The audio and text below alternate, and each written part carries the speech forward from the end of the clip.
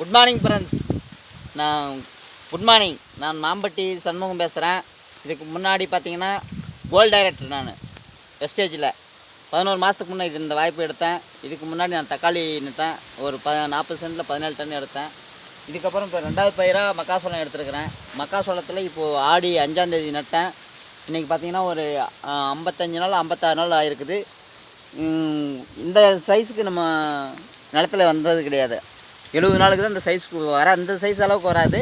இப்போ தான் ஃபஸ்ட்டு இந்த அளவுக்கு. அதே மாதிரி சிங்கிள் பூட்டை தான் வரும். நாங்கள் நிறைய இதில் பார்த்திங்கன்னா டபுள் பூட்டெல்லாம் வரும்.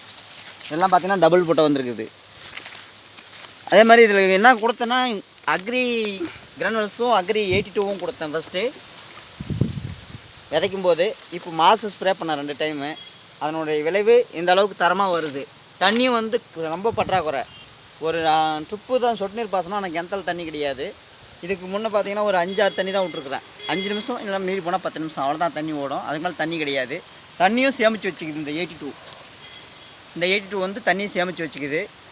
ஸ்ப்ரே தான் பண்ணியிருக்கேன். அந்த மாஸ் 25 ml மாசு 10 ml வந்து 82 ஸ்ப்ரே பண்ணியிருக்கிறேன் 2 டைம்.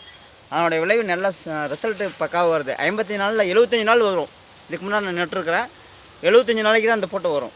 இப்போ பார்த்திங்கன்னா 55 நாளைக்கு அந்த அளவுக்கு போட்டோ வந்து 10 நாள் உடைக்க வேண்டியது. அந்த அளவுக்கு தரமாக வந்திருக்குது வெஸ்டேஜ்.